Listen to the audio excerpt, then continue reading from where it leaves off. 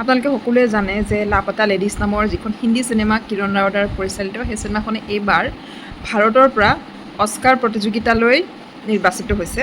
তাৰমানে অস্কাৰ প্ৰতিযোগিতাত কম্পিটিশ্যনে বিদেশী ভাষাৰ শ্ৰেষ্ঠ চলচ্চিত্ৰৰ শিতানত কম্পিটিশ্যন কৰিবৰ কাৰণে ভাৰতৰ পৰা চিলেক্ট হৈ গৈছে। এতিয়া সেইটো কম্পিটিশ্যনত চিলেক্ট হ'বৰ কাৰণেও বেলেগকৈ এখন কম্পিটিশ্যন হ'ব, সেইটো বেলেগ কথা মূল শিতানত যাবৰ কাৰণে। কিন্তু ভাৰতক প্ৰতিনিধিত্ব কৰিবলগীয়াকৈ লাপাতা লেডিজ চিনেমাখন শ্ৰেষ্ঠ হিচাপে নিৰ্বাচিত হৈ গৈছে। আৰু তাৰ বাবে এখন জুৰি কমিটিৰ এখন বৰ্ড আছিলে, সেই বৰ্ডখনৰ চেয়াৰমেন আছিলে অসমৰ আমাৰ সকলোৰে পৰিচিত আন্তঃৰাষ্ট্ৰীয় ৰাষ্ট্ৰীয় স্তৰত জনপ্ৰিয় চলচ্চিত্ৰ পৰিচালক জানু বৰুৱা। আৰু এই কথাটো লৈ বহুত বিতৰ্কৰ সৃষ্টি হৈছে এইকেইদিন। যিসকলে চিনেমাৰ লগত জড়িত বা চিনেমাৰ খবৰ ৰাখে তেওঁলোকে নিশ্চয় জানে যে প্ৰথম কথা হৈছে লাপাতা লেডিজ নামৰ চিনেমাখনৰ চিলেকশ্যনক লৈ এটা বিতৰ্কৰ সৃষ্টি হৈছে। কাৰণ এই চিনেমাখনৰ বিদেশী ভাষাৰ শ্ৰেষ্ঠ ছবিৰ শিতানলৈ প্ৰতিযোগিতালৈ যাবৰ কাৰণে ভাৰতৰ টোটেল 28খন চিনেমাৰ মাজত এটা ইণ্টাৰনেল কম্পিটিশ্যন হৈছিলে। সেই আউট অফ 28খন চিনেমা লাপাতা লেডিজ চিলেক্ট হৈছিলে। আৰু সেই চিলেকশ্যন কমিটিত যিসকল ব্যক্তি আছিলে ইনক্লুডিং জানু বৰুৱা, তেওঁলোকে আটাইকেইজনেই পুৰুষ মেম্বাৰ বুলি সমালোচিত হৈছে। তাৰমানে কেৱল পুৰুষ সদস্যৰ দ্বাৰা এখন জুৰি কমিটি গঠন কৰা হৈছিলে, তাত কোনো এগৰাকী মহিলা জুৰি নাছিলে। গতিকে সেইটো এটা জেণ্ডাৰ ইকুৱেলিটিৰ ফালৰ পৰা সেইটো এটা সমালোচনা আহিছে। ছেকেণ্ড, লাপাতা লেডিজখনক চিলেকশ্যন লৈ সমালোচনা হৈছে কাৰণ চিনেমাৰ ভিতৰত বহুতকেইখন ভাল ভাল চিনেমা আছিলে। আৰু যেনে এখন চিনেমা আছিলে আত্তাম বুলি, আমি আমাৰ প্লেটফৰ্মটোত পিকিঅ' শ্ব' যিটো আমাৰ প্লেটফৰ্ম মোৰ আৰু উপাসনাৰ, মই সুজাতা, আমাৰ সেই প্লেটফৰ্মটোত আমি এখন চিনেমা ৰিভিউ কৰিছিলোঁ।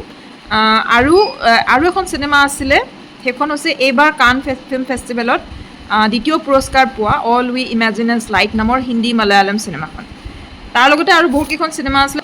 অল উই ইমেজিন এজ লাইটৰ লগত বহুতে কম্পেয়াৰ কৰিছে লাপাতা লেডিজক। আমি অল উই ইমেজিন এজ লাইট চোৱা নাই, কিন্তু ট্ৰেইলাৰ চাইছোঁ। আৰু লাপাতা লেডিজখনৰো আমি চাই এটা ৰিভিউ বনাইছিলোঁ, আপোনালোকে সেইখনৰ ৰিভিউ চাব পাৰে। বহুতে এইটো কথাত সমালোচনা কৰিছে যে লাপাতা লেডিজতকৈ অল উই ইমেজিন এজ লাইট বহুত ভাল চিনেমা হয়। আৰু বিদেশত যিহেতু অলৰেডি এটা ৰেপুটেড ফিল্ম ফেষ্টিভেলত দ্বিতীয় পুৰস্কাৰ পাই থৈছে, যিটো আজিলৈকে কোনো ভাৰতীয় চিনেমাই আজিলৈকে পাবলৈ সক্ষম হোৱা নাই, তেনেকুৱা এখন পুৰস্কৃত চিনেমা যদি অস্কাৰ প্ৰতিযোগিতাৰ বাবে পঠিওৱা হ'লহেঁতেন তেতিয়াহ'লে পুৰস্কাৰটো জিকাৰ সম্ভাৱনা বেছি থাকিলে হয়। নোচোৱা চিনেমাখনৰ বিষয়ে আমি ক'ব নোৱাৰোঁ। পায়েল কাপাডিয়াৰ চিনেমাখনৰ বিষয়ে দুয়োগৰাকীয়ে আচলতে মহিলা পৰিচালক, দুগৰাকী মহিলা পৰিচালকৰ উইমেন চেণ্ট্ৰিক জেণ্ডাৰ বেছড দুখন চিনেমা, নেৰেটিভ ফেমিনিষ্ট লাইনত এখন চিনেমা নিৰ্মিত দুখন চিনেমা। এখন আমি অন্ততঃ চাইছোঁ, সেইখন চিনেমাৰ বিষয়ে ক'ব পাৰোঁ লাপাতা লেডিজৰ বিষয়ে যে এইখন এবভ, আমি চোৱা চিনেমাবোৰৰ ভিতৰত এখন এবভ এভাৰেজ এখন চিনেমা। অফক'ৰ্ছ বহুতখিনি ফেমিনিজিমৰ বহুতকেইটা এছপেক্টছক এইখন চিনেমা টাচ কৰি গৈছে, কিন্তু যিমানখিনি এক্সপেক্টেশ্যন কিৰণ ৰাওৰ পৰা ৰাখিছিলোঁ এইখন চিনেমা চাবৰ কাৰণে, সিমানখিনি এক্সপেক্টেশ্যন ফুলফিল আমাৰ নহ'ল। গতিকে প্ৰথমবাৰটো মই এখন চিনেমা কমপ্লিট কৰি চাবই পৰা নাছিলোঁ লাপাতা লেডিজ। পিছতহে আকৌ জোৰ জবৰদস্তি এখন চিনেমা যেনে তেনে চাই শেষ কৰিব পাৰিলোঁ। বেছি এক্সপেক্টেশ্যন আছিলে কাৰণে নেকি, আৰু বহুত বেছি চিম্পল পালোঁ যিবোৰ থিম। আচলতে এইখন চিনেমাৰ 2024 চনত বনোৱা এখন চিনেমা হিচাপে ফেমিনিজিমৰ যিমানখিনি complicated the way of story টেলিংটো যিমানখিনি স্পণ্টেনিয়াছ হ'ব বুলি আমি আশা কৰিছিলোঁ, সিমানখিনি স্বতঃস্ফূৰ্ত নহ'ল। খুব জোৰ জবৰদস্তি কৰি কিছুমান কথা ডাইলগ হিচাপত, সংলাপ হিচাপত চৰিত্ৰবোৰৰ মুখত ভৰাই দিয়া যেন লাগিলে। আৰু আচলতে পুৰস্কাৰৰ কাৰণে যেতিয়া আমি এখন চিনেমা পঠাওঁ খুব সাৱধান হ'ব লাগে। খুব মাইণ্ডটো জোকাৰি যোৱা ধৰণৰ এখন চিনেমা হ'লে বেছি ভাল। আত্তামখন মোৰ খুব ভাল লাগিছিলে সেই হিচাপত। যদি ফেমিনিষ্ট চিনেমাই পঠাবলগীয়া আছিলে তেতিয়াহ'লে আত্তামখন পঠাব পাৰিলেহেঁতেন। আত্তামে ভাৰতীয় কনচেপ্টৰ পেট্ৰিয়াৰ্কিক এনেকুৱা ধৰণে এটা গুৰ সোধাইছে যিটো আচলতে সহজ নহয়। ইমান ধুনীয়াকৈ আনফল্ড কৰিছে ইয়াৰ ষ্টৰিটো এখন চিনেমাত, মালায়ালম চিনেমাখনে। তো খুব ভাল লাগিছিলে সেইখন চাই। গতিকে all imagine as light of course ভালেই হ'লহেঁতেন চাগে। আহিলে চাম আৰু এখন চিনেমা, যেতিয়া চাম তেতিয়া আপোনালোকক আকৌ এবাৰ ক'ম। কিন্তু পিকিঅ' শ্ব'ত আমি ভাল পোৱা চিনেমাও চিলেক্ট নোহোৱাকৈ থাকিলে, আৰু আমি ইমান বেছি ভাল নোপোৱা চিনেমাখনো চিলেক্ট হৈ গ'ল। নাজানো আৰু কি হয়। এনিৱেজ এতিয়া আমি কিৰণ ৰাওক শুভেচ্ছাহে জনাব পাৰোঁ যাতে এখন চিনেমা অস্কাৰলৈ ভাৰতলৈ উভতি আহে। আৰু আচলতে আৰু এটা কথাও হয় যে অস্কাৰ চিনেমাৰ যিটো ফৰ্মেট, খুব কমাৰ্চিয়েল এখন ফৰ্মেট। দেখাত যদিও খুব ভাল ভাল চিনেমাবোৰে পুৰস্কৃত হয় যেন লাগে, তাতে চালে গম পোৱা যায় যে চিলেকশ্যনত মেইন কেটেগৰীত পোৱাৰ পিছত কম্পিটিশ্যনত জিকিবৰ কাৰণেও তাত বহুত ধৰণৰ কম্পিটিশ্যন চলে। আৰু সেইবোৰ কম্পিটিশ্যনত অলপ পাব্লিচিটিও বহুত কাম কৰে, আৰু পাব্লিচিটিৰ কাৰণে মানুহক লাগে টকা।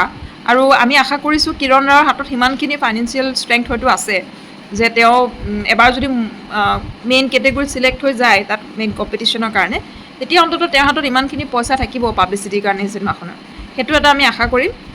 আৰু এটা কথা ক'বলৈ পাহৰি গৈছিলোঁ যে কণ্ট্ৰভাৰ্চি হৈ থকা আৰু এটা কাৰণ আছিলে যে জুৰি কমিটিয়ে ছিলেক্ট কৰি চিনেমাখন লাপতা লেডিজৰ বিষয়ে যিটো কোট লিখিছে, যিটো নোট বা টোকা লিখিছে, সেই টকাটোৰ প্ৰথম বাক্যটো যথেষ্ট হাঁহি উঠা, বহুত আইৰনিকেল আৰু ডিষ্টাৰ্বিং হৈছে। তাত লিখা হৈছে যে লাপতা লেডিজখনৰ বিষয়ে, তাতে আপোনালোকে হয়তো জানে যে তাত দুটা কেৰেক্টাৰ আছে, বেচিকেলি দুগৰাকী নাৰী চৰিত্ৰ আছে।